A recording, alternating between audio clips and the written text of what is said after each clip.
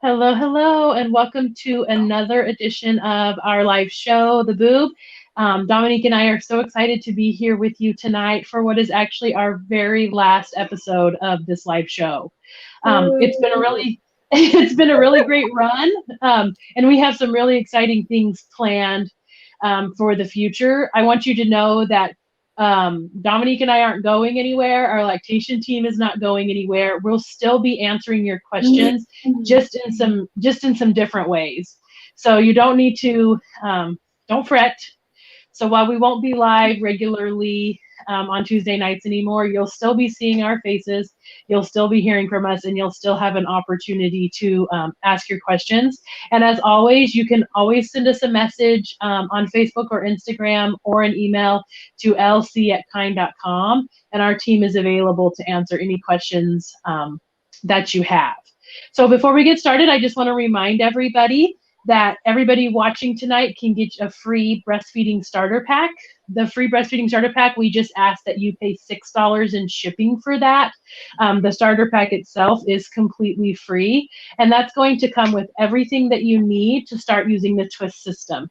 So you're going to get the adapters that connect to your flanges, and these adapters fit most pumps on the market. This specifically is a Medela flange and uses our standard adapter, but we have adapters that fit most pumps on the market. If you're not sure what adapter to choose for your pump, then just send us a message and we can help you with that. You're also going to get inside there the twist pouch, which is going to connect directly to your pump. So you can direct pump into this pouch. So once that's connected, you can just direct pump just like you would if there was a bottle there. As soon as you're done pumping, just simply twist the pouch off. If you're storing, you can put the lid on and put the pouch in the refrigerator or the freezer, just following proper breast milk storage guidelines. There's nothing specific about the pouches. You just follow breast milk storage guidelines if you're storing. If you're ready to feed, then you pop your pouch into our squeeze bottle holder. You can pop your nipple on. Of course, we love our active latch nipples, and that's what you'll get in the starter pack, and you're ready to feed. If your baby is not a fan of the active latch nipple, or you guys have a preference, you can use the same adapters that work for your pump to attach a different nipple to the pouch. So we have, again, adapters that are compatible with most nipples on the market. If you have any questions about what nipple you can use with the system, then send us a message again and we will answer that question for you. So like I said, everybody that's watching tonight can get that starter pack for free. Be sure to engage on this live, ask questions, comment, share this with your friends, share it with anybody that you think may benefit from some virtual breastfeeding support. We will pick one winner from the active viewers tonight for to win our twist gift set, which is our largest set. So be sure to watch and like and share and do all the things, and you can win a twist gift set. So let's dive into some questions. Dominique, are you ready? Yeah. All right. Get going on some questions. I think Emma has one ready for us. This says, when away from baby and pumping, should you pump the same schedule as your baby eats or just stick to every 2 to 3 hours? That's a really good question. I would say if your baby is still eating in that every 2 to 3 hours, then, stick to it. If your baby's, under 6 months, you definitely want to pump as frequently as they're eating. If they've started to spread their feedings out a little bit, and say they're going every 3 to 4 hours or something like that, you may find it beneficial to actually pump every 2 to 3 hours just because the stimulation is different. But you're going to know, your body best and how you respond to the pump and being away from your baby. What do you think, Dominique? Yeah, I think well, I should say this. If you have the ability to stay on your baby's schedule, that's ultimately going to be the best. But most jobs do not allow you that courtesy. So with that regard, I say just make sure you're not going longer than 3 hours without pumping, whether it's on baby's schedule or not, just to make sure that your breasts are being emptied. But if you can stay with baby's schedule, that is ultimately better because that is what your body is used to. What the baby does. Right. Yeah. So just not going would you say there's any benefit, like if you're going to be gone for an extended period of time, say you have to go on a business trip or be away from baby overnight, to pump a little more frequently than baby might feed, just to make up for that missing skin to skin contact and things like that? Oh yeah, definitely. Because also too, some women don't respond very well to the breast pump. So more frequent nursing may be more beneficial in that regard too, to kind of keep that stimulation up until you can get next to the baby again. So definitely, yeah. Yeah. So just kind of a general guideline is every 3 hours, but listen to your body as your boobs won't let you go longer. They'll tell you what's going on. This question says, how do you know your baby is getting enough milk when they are cluster feeding? Well, that's a really, really good question. Dominique, do you want to talk a little bit about cluster feeding and what goes into that? Yeah. So cluster feeding is when your baby will do several feeds in a short amount of time. So, and then they'll take a break and then they will start again. There is normal cluster feeding that happens around growth spurts. And then there is the cluster feeding that happens, if baby is having issues with breastfeeding. So I would say, to answer the question, how do you know if baby is getting enough? If your baby was doing fine with nursing up until, this cluster situation has started, and baby is doing those frequent feeds in a short amount of time and giving you a break and then starting again, that's very normal. And I'd say baby's probably doing well. But if this was your life from like the beginning and it's never let up, then I would say you probably need to meet with a lactation consultant to see if baby is in fact doing what they need to do at the breast. Like I said, cluster feeding only lasts for a couple of days, and it's frequent feeds in a short amount of time frame, followed by a break, and then they'll, go back to clustering again. That's pretty normal standard clustering. But if your baby just feeds all the time, clusters from the start, then there's probably something going on and you might need to meet with lactation. Yeah, I think that's really great advice. As always, and I know we probably say this all the time and it feels a little like we are a broken record, but it really is true. Watch your baby's diapers. They're going to be the biggest indicator that your baby is getting enough. It's pretty rare that, now it does happen on occasion that a baby is struggling and still having plenty of diapers, but usually you can watch diapers, especially you'll know, like Dominique said, if your baby was doing fine with breastfeeding and they were, had fallen into their own routine and they suddenly change, it's likely normal cluster feeding unless you see their diapers suddenly drop. Right. If you see that diaper count suddenly drop, then that's going to be a good indicator that, whoa, this is not just cluster feeding that goes along with developmental or growth spurts. Right. And also, like Dominique had mentioned, normal cluster feeding will last 2 days, 2 or 3 days, or it'll happen at a certain time of day, like often in the evening.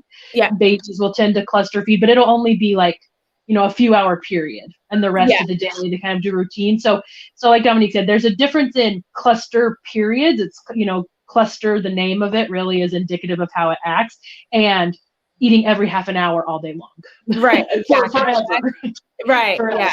So if you feel like, if it's not just, there are definitely those days where you park yourself on the couch and feed your baby because they're clustering all day, especially at those common growth spurts, your 2 to 3 weeks, 6 to 8 weeks, 12-ish weeks. We know those are really common growth spurt times. Sometimes if you start a new schedule, if you go back to work, your baby may cluster when you're together for a little while, but generally it's a temporary thing. So if it's an all the time thing, those are kind of your differentiating ways to know that it's time to reach out to your lactation professional. And like I always say, worst case scenario, they reassure you that everything is fine.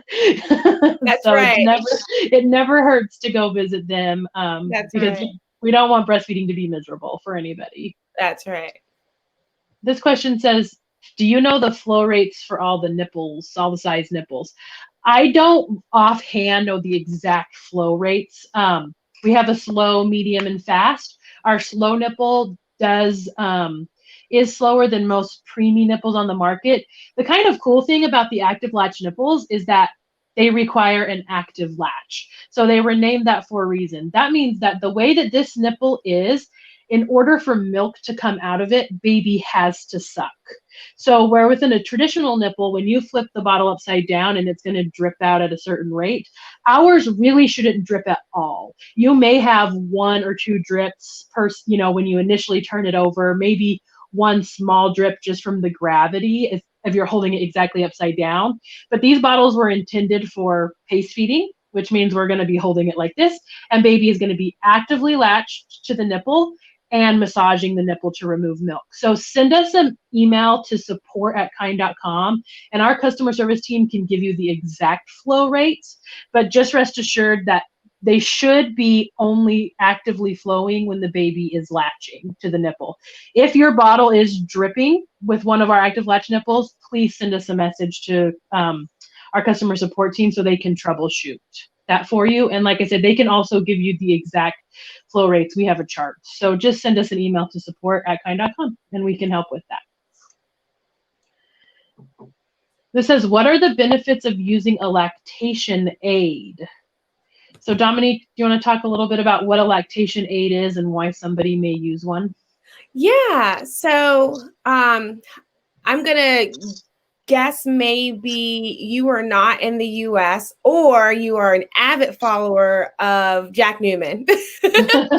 Because here in the US, we have what is called an SNS, or a supplemental nursing system. And everywhere else in the world, they use a lactation. And Jack Newman really loves a lactation aid over the SNS, which is fine. They both have their goods and their bad. So a lactation aid or an SNS, and I wish I had a good demo. Look at me, I'm getting ready to pick my phone up and see if I can show you guys. So anyway, they're both essentially a way to allow the baby to supplement at your breast. So let's see, I've got boobies here. So really, where's my camera? So you will have a tube or something that will attach to your nipple like this. And then the baby will latch on to your nipple with the lactation aid. And then once they are drinking, they are, nursing as normal, compressing the breast, getting milk from the breast, but they are also getting that supplementation from the nursing aid. And that is really beneficial for a couple of reasons. If you're using that, you're probably pumping as well. So it takes out a step from nursing and then having to supplement with the bottle and then having to pump. You can just nurse and then go to pumping. So it takes out a step. It also gives you extra stimulation because that baby is actually vigorously nursing at the breast and not just kind of hanging out and flutter sucking, which is good for milk production. It also helps too, that baby gets lots of practice at the breast, learning how to latch and suck strongly and deeply versus going to the breast and then the bottle, which can cause some confusion and then mama having to pump. And you can put formula or you can put pumped breast milk in the nursing aids. So they're really useful in the regard that it keeps the baby to the breast if that is your goal. I love using them. Not everybody likes them, but I do love using them because it does make things a lot easier for moms. They come in a double tube situation or a single tube situation. I take that back. I don't know if lactation aids have a single tube situation, but I know the SNS does have a single tube situation. And it's just like a little bottle that goes around mama's neck. And like I said, those tubes taped to the nipple and baby latches. The lactation aid is really good because it doesn't have a flow. Well, it has a flow gauge, but just like the Kiinde nipples where the baby has to actively be doing something at the breast in order for it to flow, the lactation aid's the same way. The Medela SNS doesn't really have a good stop situation like that. So you may find that it'll flow even if the baby's not doing anything at the breast. So it's a little bit easier. It doesn't encourage as hard of working as a lactation aid, but it's still useful in that way. So if Caitlin, if you are having to use a lactation aid, or if somebody has suggested it, if you can get one, I always suggest it just for the time that it takes away from the whole feeding situation. You can get the baby fed in like 20 minutes at the breast versus 45 minutes and then having to pump afterwards. Yeah, those are all that was a really great overview, Dominique. The only other thing that I would add to that is that another benefit to the lactation aid can be for somebody who does have a true low supply or something like insufficient glandular tissue, where their body, they've worked with their doctor, they've worked with their lactation professional, they know that, their breastfeeding goals have shifted. The lactation aid or SNS allows them to do all feeds at the breast, no worries. They don't have to, their baby's getting every drop they make and then whatever else they need. And like I said, they would have worked with their doctor and lactation professional to determine what that additional amount is. Yeah. So it can be a really great learning tool. Dominique probably can attest to this better than I, but I've seen lots of NICU babies learn how to breastfeed with that because like Dominique said, sometimes it's a little bit of more of a steady flow, and a baby who's still learning how to suck, or maybe their muscles aren't as strong yet, need that while they practice. It needs to be a little bit easier. Yeah, it needs to be a little bit easier for them because even a bottle can be hard for a baby who hasn't learned how to suck yet. You have to, and also with some lactation aids, they use a syringe, like a big syringe, and so you do get to still control the flow there. Yeah. So ultimately, if that's what you're thinking about, if you feel like you need one, talk to your lactation professional because they're going to be able to show you how to use it to help you determine any amounts, but definitely can be a really helpful tool in the breastfeeding world. That's right. I think we probably don't talk about, I think we often go from it's not working to bottle pumping and bottle feeding. We just kind of skip right over that a lot.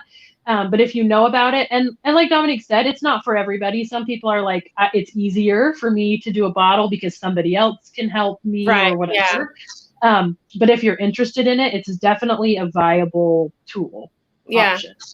I like it just because it just makes things easier. We can just supplement and feed right at the breast and then move on to whatever other task we have. Yes, definitely. This question says, what is the best way to wean off of pumping? I almost exclusively pump, and although I'm not ready to end my breastfeeding and pumping journey, I want to know what to do when the time comes. I always say take it as slow as you can. Yeah. So if you have a time in mind, like say, 2 months or 6, whatever your time period is, whenever you want to end, take how many pumping sessions you have. So say we'll just do a hypothetical situation. You're pumping 8 times a day and you want to stop at a certain time. Give yourself about 6 to 8 weeks to start removing one pump session at a time. Remove that pump session, give yourself 24 to 48 hours, see how your body responds to that. Remove the next one. Some people, I know Dominique suggests a lot going even slower and going from 10 minutes to 5 minutes to 3 minutes to gone. So however you want to do it, just take it really slow because that's going to give your body some natural adjustment so you don't run the risk of clogged ducts, mastitis. It's also going to give you some time to emotionally adjust because weaning, as glad as we are to sometimes have a little bit of our life back or to ditch the pump or whatever, it's still a very emotional process and it's a hormonal process. So similarly to when your hormones regulated, in the early days postpartum, they're going to do that again. And so sometimes when you just go cold turkey, it's like overwhelming. You're uncomfortable, you're emotional, you're hormonal, your cycle may change or come back. And it's just so giving yourself, that stretch of weeks to let that all kind of happen in a cadence, I think is a lot less stressful. Yeah. Yeah. And you can plan too, so that you can see how slow you need to go. Because some people, can get the process done in, like a month's time, but some people really need longer than that. for their body to adjust, especially exclusive pumpers. You guys usually make way more milk than your baby needs anyway. So, you know, you may need a little bit more time to wean and figure that out, like, you know, go slow and figure that out, because you're at a higher risk of mastitis than somebody who puts their baby to the breast. Yeah, and you may also decide, like, I want to wean down to 2 pumps a day, but I'm not totally ready to be done, you know, and that gives you that time to kind of, you know, I worked with a mom not that long ago, just a couple weeks ago, who was like, I don't want to be done breastfeeding, but I'm really overwhelmed. So is my only option to stop? And I was like, well, no.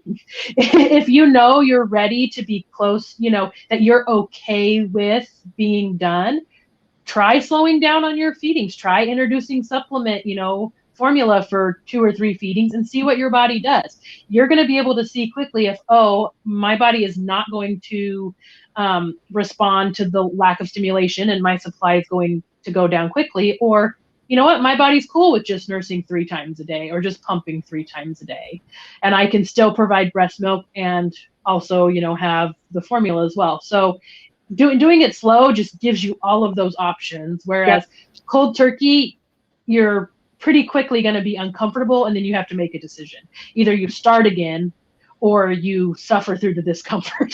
Right. You know, there's kind of your options get limited. So always take it slow. We do have on our blog, Kiinde EDU, a blog post on weaning that has some more tips regarding what we just talked about, and also how to kind of help yourself and your baby navigate that process. So I'll have Emma drop that in the comments if you're interested in reading that. It has some real gentle steps to wean your baby, and as well as toddler. This question says, can flange change after, oh my goodness, I can't talk. Can flange size change after 2 or 3 months of pumping? What do you think, Dominique? Is breast, like, do they just stay how they are the whole time? Yeah, no, they don't stay how they are. And yes, they can change. But no, I can't talk.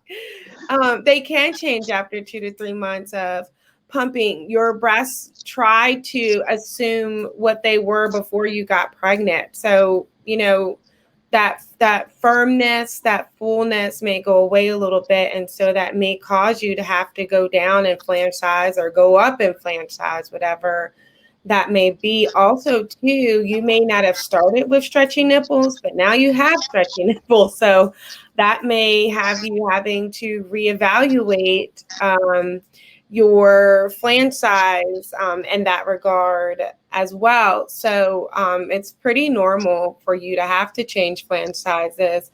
Usually, it's usually to go down and not up, unless they were just wrong to start with. Yes. And, you know, it's also normal to have a different size for each breast. Yeah. You know, breasts are sisters, not twins. And, you know, you may have a little more roundness on this side, a little stretchier, you know, nipple on this side, or more elastic nipple. So it's never a bad idea to reevaluate your flange situation if you feel like it's causing some issues. Yeah. Yeah. Because they can change. This says, are there any tips to avoid clogged ducts? Dominique is a pro clogged duct avoider. That's right. I just wrote 100 or 1,200 words on this. So the best way to avoid goes back to basics, the latch. If your latch is not wide enough, is not deep enough, it does cause problems. That latch needs to be nice and wide in order for the baby to empty the breast appropriately. If your baby has a shallow latch, a bitey latch, then it will, then it can lead to that clogged ducts, which can lead to mastitis. If you are one that is in love with your under wire, you may need to choose a more nursing supportive bra, or find bras that are supportive that do not have underwire, because they can lead to clogged ducts. If you are one that likes your bra to be super tight, you may need to evaluate that as well, reevaluate it, because those things can lead to clogged ducts as well. And then also to make sure you are nursing frequently or pumping when you're not with the baby, or if you're choosing pumping, because milk stasis or the milk just sitting can lead to clogged ducts as well. So as long as you're not doing any of those things, you'll be fine. Yeah. So basically, anytime the milk just sits, it thickens. That's, you know, you've seen breast milk separate, right? In a bottle, if you've pumped, you've seen breast milk separate. And while it doesn't happen exactly the same inside, when milk sits, the fat collects. That's just what it does. And so anything that causes, like Dominique said, lack of stimulation, lack of efficient removal. So even if your baby or your pump is frequently stimulating you, but you're not fully expressing, that can do it. The reason why an underwire or a compressive bra, or if you tend to be a stomach sleeper or a side sleeper, is because it causes compression, which potentially cuts off a duct, which means the milk down here is just sitting. So all of those things, you know, they're all fairly easy to avoid things. But yeah, so removing milk frequently and not compressing. Easy enough, right? Yep. This one says, how do I transition to sleeping through the night once my baby does? I become so engorged and leak. Katie, for me personally, this is just a personal experience. I did experience oversupply. So once my baby started sleeping longer stretches, I did experience the same thing, engorgement and leaking. There were some nights that my body woke me up, and so I would pump. I was awake anyway. It was just easy to either hand express to comfort or pump and then have that to save. There were nights I slept through with my baby and I just woke up wet and it just was what it was. So I would say it's up to you. If you want to try sleeping through with your baby and seeing what your body does, after 2 or 3 nights, you very well may regulate to that stimulation. If you're seeing clogged ducts, you're waking up really uncomfortable or engorged, you may, you know, give yourself a little bit of time, a week or two, to set an alarm to hand express during the night and go a little bit slower, because sometimes babies don't give us a transition, right? They just like do it one day. And our body's just like, whoa, last night we nursed 6 times and today we're sleeping, you know, 6 hours. So that was just my experience, is I kind of just played it by ear. I talk with moms who choose to wake up and pump. They may feel like it helps them get enough to leave for work, or to have that, you know, comfortable stash in the freezer, or it's just uncomfortable. They can't sleep through it. And others sleep through it just fine and their body just adjusts. So you just kind of have to wait and see. I agree. I usually just tell parents to just try to hand express to comfort if you're leaking all the time. But, you know, go ahead and, sorry, charger, camera's dying. To go ahead and, you know, you don't need to be excessive over it, because the baby's not going to sleep through the night for a long time anyway. So yeah, you never know. Like I said, the next night they may give you a week or two, or they may do it forever, and you just have to play it by ear. That's just like all of parenting. It's like constant recalculating. That's right. We're going to sleep through the night, and tomorrow we're not. Yeah, some people, I did know some moms who wore I think it's the Avent milk savers you can lay down in. They have like a full shell. I know that some of them you can't lay down in, but I want to say there are some that you can lay down in. And so they would wear those at night to just catch any drips or whatever. I didn't know they had them that you could lay down in. That's cool. I think. Don't quote me on that. I know I had the Milky milk saver. I had the Milky's milk saver, and they, because they're like have that straight line at the top, you know, I couldn't. But these are like a circle, I think. And so now I'm not saying they're like totally spill free, but I did have moms report to me or share with me that they were able to rest. Yeah. So that's another something to look into. Don't like count on it as a fail-proof solution, but look into it. That's a game changer because I know a lot of moms just wake up soaked, you know. Mm-hmm. So that could be helpful if it Yeah. does. Right. This question says, is it okay to breastfeed two babies of different ages? I want to nurse my 3-month-old as long as it's possible, but also want to get pregnant again in 1 to 2 years. Is the milk going to be tailored to my older baby? Will the newborn miss out on colostrum? That's a really, really great question. And the answer is you definitely can if you want to. We actually have a post again on Kiinde to You that Dominique wrote all about tandem breastfeeding, including breastfeeding multiple infants and breastfeeding an older baby and a newborn. Generally, your body is going to adjust through it and yield to, when you get pregnant, your body automatically goes back into newborn mode. So while your toddler still can breastfeed just fine and it's beneficial, the milk's going to yield to the newborn, which is great. That's what we want. They need that main source of nutrition for the toddler. While it's still very beneficial, they're getting other nutrients. So your newborn will definitely still get colostrum, and so will your toddler. Yeah. And let me forewarn you, colostrum poop in a toddler is no fun. Yeah, so Dominique's saying colostrum, we know, has laxative effects. It helps babies get that first poop, that meconium out. And so you'll have the same benefit or the same result for a toddler. But definitely check that blog post out. I'll have Emma put it in the comments for us. Dominique, did you have anything else to add about tandem nursing or nursing? No, I think you hit the nail on the head. Yeah, it's definitely possible. Lots of women do it. I was this close to doing it, but I was able to get my middle girl off before her brother came. It's definitely doable. The only thing I tell parents is that make sure that infant nurses first, before the toddler, because sometimes there could be some jealousy. So the toddler may want to always nurse when the baby nurses. And that can cause a little bit of issues. And always understand too that it may encourage you to be a little bit more touched out. So if you are starting to feel that way, just know that the toddler understands no, right? So that you can say not right now to the toddler and just nurse the infant, on demand. And that is okay too, because like previously mentioned, the toddler has other things they can eat and drink. They don't necessarily have to be on the breast. So if you're not feeling it, then it is totally okay to say, nope, not right now. And they'll just have to move on, and then they can nurse, at another time.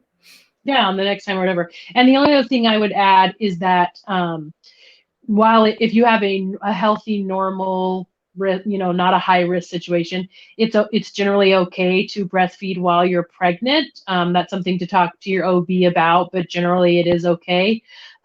But some women do experience delayed ovulation while they are breastfeeding, which is why we sometimes see the stretch of no cycle. And so getting pregnant may be more difficult if you're breastfeeding. And that's not to deter you from continuing. That's just I breastfed through a pregnancy. I got pregnant while I was breastfeeding. But just know that if your cycle hasn't returned yet, it could be because your ovulation is delayed. And so it's just something to consider. Yeah. Just so you know, and some people will stop breastfeeding and pick it back up with their toddler when they have that baby. That happens too. So I think it's just important that we talk about all situations. Not one is discouraging than another. Like Dominique brought up, it's normal to feel touched out. It's, when you're being touched all day, that's normal. And there are ways to set boundaries. And it's also important to know that breastfeeding can affect fertility. So just all things to know as you're making these really exciting and important life decisions. This says, is building up storage necessary? And then how should I defrost milk if I'm in a hurry? So let's break that into two. Let's quickly talk about defrosting milk in a hurry. I always used like a cup of hot water on the counter. I don't know how much of a hurry you're in. That took less than 5 minutes. Right. always. Breast milk defrosts very quickly. So, I mean, Yeah. unless you need it like right then in that instant, like when it comes out the freezer, it defrosts pretty quickly. And same goes for like a bottle warmer or a breast milk warmer, like our Cozy will do it even faster. So if you need that, if you're on the go, like we have our Cozy travel warmer is fantastic. It'll keep water hot for most of the day, depending on your situation. And basically it's, it gives you, it's kind of like a thermos. You fill it with hot water, at the beginning of the day, and then it comes with a cup that you can use to pour it into. So essentially you're doing the same thing as you would at home with a cup on the counter, but it's there with you. If you're out to eat somewhere or something, you can usually ask for a cup of hot water. And they're happy to give it to you. So I would say if all else, if you are like at the most rudimentary of things, a cup of hot water. If you have something like a bottle warmer or a breast milk warmer, then that's probably going to be your quickest method. And then the other part of the question is building up storage necessary. What do you think, Dominique? Do you need to have a freezer full of breast milk to be a successful breastfeeder? No, you do not. And I mean, common misconception, right? Right, you don't. If everything is running smoothly in your breastfeeding world, no, you do not need a freezer full of milk to breastfeed. And anecdotally, my first one, I mean, I had way more than what I needed because nobody told me that I didn't have to pump as soon as the baby came out. So I pumped myself into an oversupply, which freaking sucked. And I had a lot of milk with my second, but only because she didn't take bottles. So I was pumping at work and she could care less. Rude. I know. And my third, I would say I probably had maybe 30 ounces in the freezer at a time. And that is just all I was able to do over maternity leave. Well, I probably could have done more, but that's all I wanted to do, which is a day's worth of milk. And so that way, when I went to work and I pumped, I could pull from the freezer. And then when I pumped, I can put in the freezer and kind of rotate it out. But I did not have a full-fledged freezer full of milk with him. And he did wonderful. He nursed until he was 3 years old. And in fact, this is why you don't want a freezer full of milk, because when we were cleaning out said freezer, found bottles of his milk in my dang freezer. And he's 4. We had no idea it was there because, it just kind of fell at the bottom. So, I have lots of friends who nurse their babies for years and years, and they never, ever pump when they are separated from their babies. They just do it around feeds. They nurse their baby and they say, okay, I have 3 or 4 hours where I can go do whatever I want to do. And they just do that. And then they go home. So you can definitely do it. So if you don't want to be bothered by your pump, then that's fine. I just personally always tell parents to have at least 5 or 10 ounces in the freezer for just in case you get sick or something and you can't come home right away. At least the baby has something for just enough to cover one feed. But even then, I mean, technically it's not necessary. It's just precautionary to have one feed in the freezer. But I mean, really, you don't need that. As long as you've got your boobs and your baby, you're fine. Yeah. Agreed. I think that it's never a bad idea to be prepared for an emergency. You never, we hate to think about things that could happen, but things can happen. You can get held up somewhere. Heaven forbid you get hurt or so it's not a bad idea to have 1 or 2 feedings or, even a day's worth of milk, even 30 ounces is really just a handful of pumps, right? Maybe a 1 pump a day for a week. So something like that is really realistic. Like Dominique said, if you don't want to save any ever, that's okay. Or if you feel like, you produce just enough for your baby that you're using it constantly, that's okay. And if you want to fill your freezer with breast milk, I mean, more power to you. That is up to you. And there's nothing wrong with that. A lot of moms, donate milk or they want to, save it for the toddlerhood. They maybe don't want to breastfeed anymore, but they want to have that milk. There's really no wrong answer here, right? So, and I know a lot of times on social media, we see people sharing, large stash shots or freezers. And I think that just it's not necessarily because it needs to be the norm. It's just because they're proud of it. Yeah. As we all know, breastfeeding is not easy, right? And it is a real labor of love. So just keep in mind when you do see somebody sharing a stash shot or their freezer, it's not necessarily to say my breastfeeding is better than yours, or I'm doing it better, or it's just that that's what they've chosen to do and that's what feels right for them.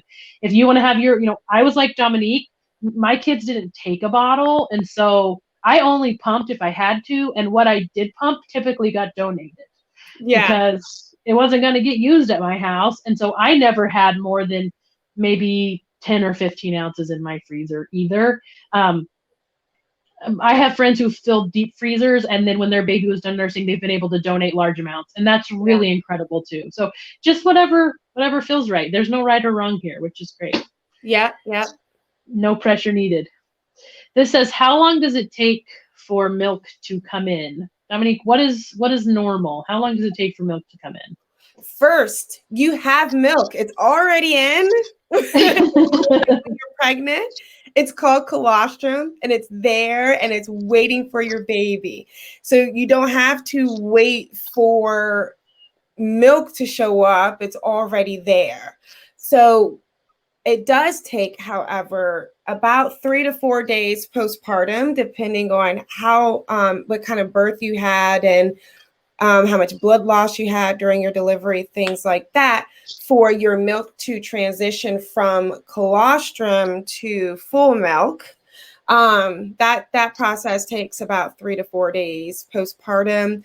I'm a little bit more on the conservative side, so I usually tell my parents, if you feel nothing by day 4, then reach out to lactation. Actually, it takes 3 to 5 days, but if you don't feel anything by day 4, I usually say reach out to lactation just to make sure we're still doing what we need to do, or if there needs to be some intervening in the process. But you do have milk. It is colostrum. It is there. You start making it when you're pregnant. So when baby comes out, they're not drinking air. Yes. I don't know where that like saying milk comes in came from, but I think a lot of us old-timey people. Yeah, we didn't know as much, right? We weren't right. Things were just different. But a lot of lactation professionals, as you noticed, Dominique said, and I use this language too, like to say that it takes 3 to 5 days for your milk to transition. Because it's a transition period from just colostrum, the really good, that sticky, thick first milk, to your more mature milk that is got more water content. It's starting to be tailor-made for your baby. It comes in larger amounts. And that process is normal and natural because babies have tiny tummies at the beginning. They only need small amounts, so your body makes small amounts.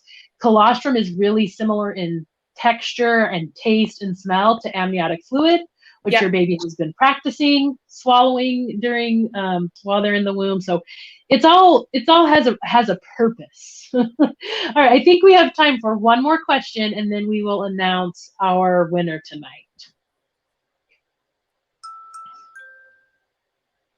See if Emma can pop one more question up for us. This says, does baby sleeping through the night and not pumping affect your supply during the day? So we talked a little bit about this earlier. But it's really going to depend. I don't know about you, Dominique, but I see both. I see moms who can allow their bodies to transition through the night, and they just regulate to their baby's demand throughout the day. Their baby may nurse. Like I saw in my own babies, when they started sleeping longer stretches, they added an evening nurse or an afternoon, and after they started nursing more during the day to kind of make up for that stimulation. I've worked with other moms alternatively who they have to set an alarm to pump in the night if they want to keep up with their baby. And that can be for various reasons. So it really just depends. You have to kind of just see how your body and your baby respond to those long stretches. Yeah, I agree. I mean, if you look at the science and technicality, yes, your supply will go down because it's, several hours where there's no stimulation, but your baby can provide extra stimulation during the waking hours to kind of help offset that. So most of your milk production would be during the day. But just to confuse you guys further, everybody has storage capacity, and we all have a specific set of mammary glands and mammary tissue. And I don't know how much you have, so I can't say you're going to have to wake up in the middle of the night. But you, Aaron, you can sleep all night. It's fine. Right. So that is why some women can sleep all night and still nurse their babies fine during the day and not have issues with milk production. And some have to stay on top of that stimulation no matter what, or they'll lose their milk because either their storage capacity is low, meaning that their breast will only hold a certain amount of milk before it starts to get rid of it. And also too, if you don't have a lot of mammary tissues or milk ducts, that affects your production as well.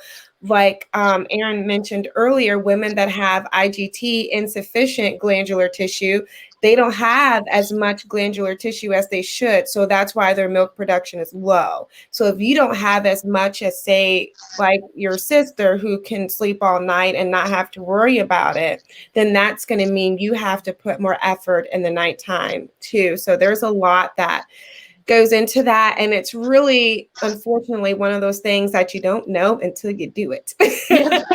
Yeah. Well, and I think also, while when we've talked about this a lot before, while, breast pumps are really cool, a fantastic, phenomenal, incredible tools, and they help us feed our baby when we're away. In some ways, our society has become really obsessed with amounts, right? How much as outside of what are you feeding your baby successfully, right? So we pump a lot, be it because sometimes it's out of necessity. We're exclusively pumping. We're away from baby. We're at work or whatever. And baby starts sleeping through the night and we see a decrease and that alarms us. But really it's a natural decrease because our baby is now sleeping during the time that they were eating before. So if they're sleeping during that time now, then their body has learned, that developmental milestone has been reached, just like you and I, where we can eat dinner at 6 o'clock and not need breakfast till the next morning, and so it doesn't mean that, we're not getting enough nutrition during the day just because that natural decrease has happened. So I think it's important that as long as you're still feeding your baby successfully, you're producing what they need, they're showing signs of satisfaction and diaper count, stuff like that, to not stress so much over, oh my gosh, I'm now pumping an ounce extra less because my baby's sleeping. And is your rest, that extra 2 or 3 hour stretch of rest, worth that extra 1 ounce? That's up to you to decide. Know what happens. For me, my mental health was like, if you can sleep, sleep. There's other people that for various reasons may choose something different. So you just kind of have to wait and see what your body does and your baby does, like Dominique says. So thank you guys so much for being with us tonight. It's been so great. I've loved spending my Tuesday nights with you guys. And we are so excited for what we have coming. So please continue to engage with us on Facebook and Instagram. We're still going to be here. I promise we're not going anywhere. If you haven't already, please join us over in Kind Community. That is our Lactation Consultant-led peer support group. Dominique and Lauren do a really, really great job of moderating that group. We're there to answer any questions about Kind or breastfeeding or pumping. The other parents in that group are there to offer support and solidarity and whatever you want to talk about regarding, motherhood happens in there. So if you haven't already, join that group. Again, if you have any questions, send us an email to lc@kind.com. Dominique is ready and waiting to answer those questions for you. Continue asking questions on this thread. If we didn't cover any for you tonight, we will still be answering questions in the comments in the thread as the days of this week go on. And our winner of the gift set tonight is Cassie Hecker. So Cassie, send us an email to support@kind.com. If it goes to lc@kind.com, we'll get it to the right place. Support@kind.com, and we will get you your prize, your twist gift set. And once again, it's been incredible being able to talk to you guys. Dominique, I always love hanging out with you, and I'm excited for what we have to come. So everybody have a good night, and we'll see you on Facebook.